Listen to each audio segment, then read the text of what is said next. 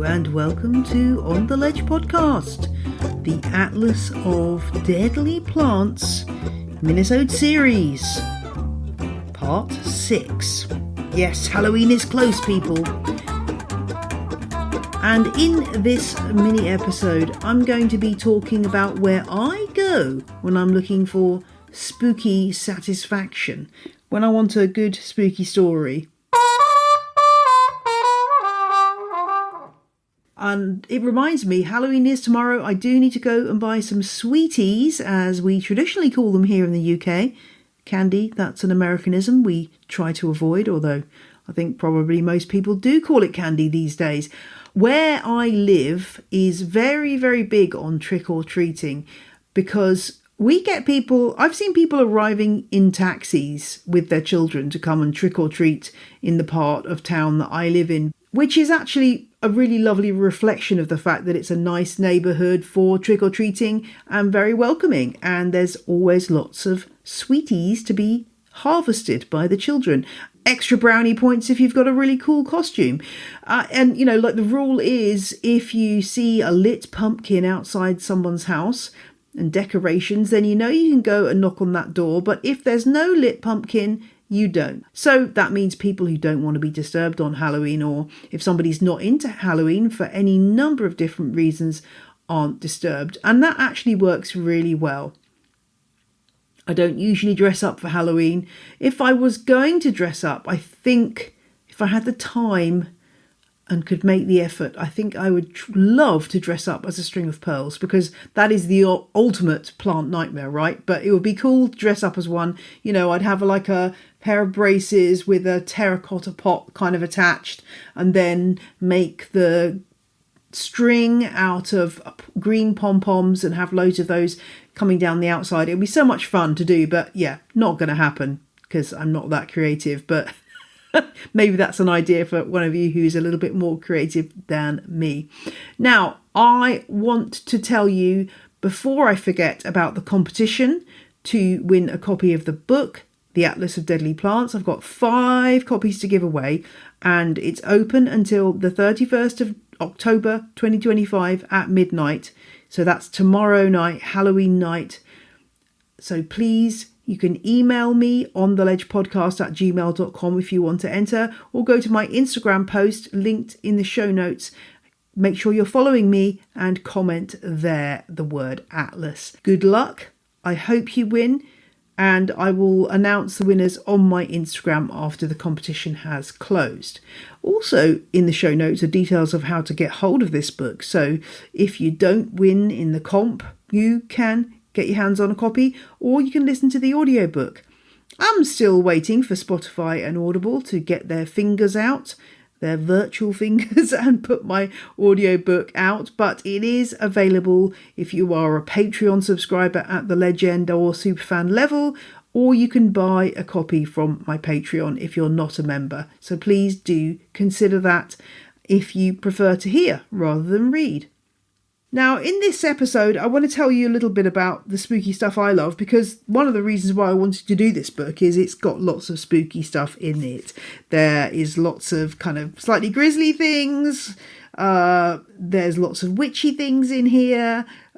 Folklore. I love all that stuff. And I just wanted to mention a few places that I go to get my spooky fix, just in case you've read my book from cover to cover and still need more spooky stuff.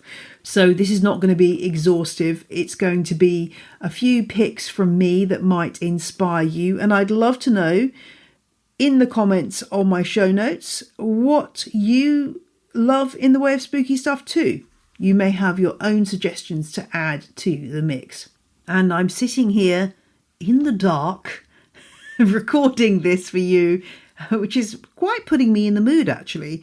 And I guess I can date my fascination with spooky stuff, time travel, weird shit, back to my childhood. I loved things like The X-Files. Oh my gosh, I remember watching that first episode of Twin Peaks when I was a teenager. Oh my gosh, my heart was just all over the place. I adored that show. Even when I was even younger, I used to love a show called Rent-A-Ghost, which was a show about a troupe of ghosts who were hired to haunt people.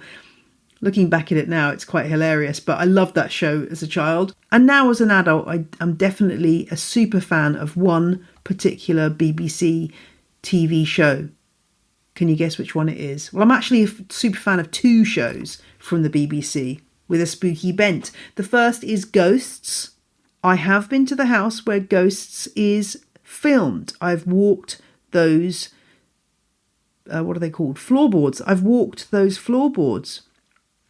I love that show. Just don't mention the American version to me because I will not have that name spoken in my presence.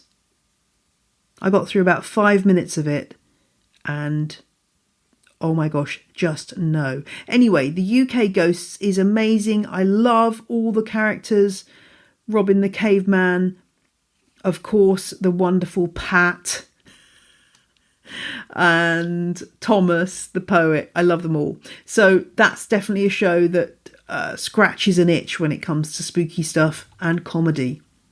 I also love a show called Inside Number 9. Now, 9 series of this have been made, but it's recently finished. It's by the Genii, that are Reece Shearsmith and Steve Pemberton. I have loved them since forever, back in the day when they were doing The League of Gentlemen in the, I guess it was late 90s, early 2000s. And this show, Inside Number 9, is an anthology show. So every episode is a standalone.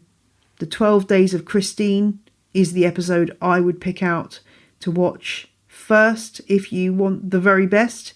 It's an absolute masterpiece. If you just want to laugh your socks off, check out Nana's Party in Series 5. I've also seen the stage show, so yes, I'm definitely a super fan of that show as well. If you want a podcast, then I'm going to recommend Haunted, which again is not currently being made. It was made by a podcast company called Panoply, and it stars Danny Robbins, who is actually the presenter of the current BBC show Uncanny, but I preferred Haunted. And there's a story in there about the South African guy that absolutely shit me up, if I can put it that way. Terrifying. And again, it had to do with time. So that would be my recommendation. And also I must give a shout out to Weird in the Wade by Nat Doig, which is actually, the stories come from my county of Bedfordshire, and Nat is brilliant at setting the scene and dramatising the stories that she tells. So do check that one out. Probably a little bit less well known, but definitely worth checking out. If you like an audiobook, then I would absolutely recommend Cobner Holbrook Smith reading the Rivers of London series of novels by Ben Aronovich. It's a kind of urban fantasy series with the main character, Peter Grant. He is a young copper, young policeman who sees a ghost and then ends up becoming part of a kind of little unit of the Met Police that deals with magical incidents. And I absolutely love everything about this series. It's so good and has everything I love, from time travel to magic to, I think there's even circuses in there, which is another obsession of mine. I just think it's a wonderful series. Brilliant as audiobooks, mainly because of the delivery of Cobner Holbrook Smith's dialogue. It's can't be surpassed. So do check that out. And if you like to read novels, I would recommend Kaylan Bradley's The Ministry of Time and Kate Atkinson's Life After Life, both of which deal with time travel in a really amazingly unique way, and I love both of those stories so much. And then finally, as you will probably know if you are a long-term listener to the show, I read A Christmas Carol every year at Christmas time, and I even did it for the podcast. If you delve back in the archive, you'll find that. And I just absolutely love that story. It will never get stale for me as a spooky story, and I just love Dickens' delivery of it. So that's my other spooky recommendation. Maybe you could go and listen to me reading some of it. So that's my little spooky ideas list for today. I'm going to be back tomorrow for the final episode, where I'm going to be telling you about the one time that I thought I saw a ghost. So, until then, bye.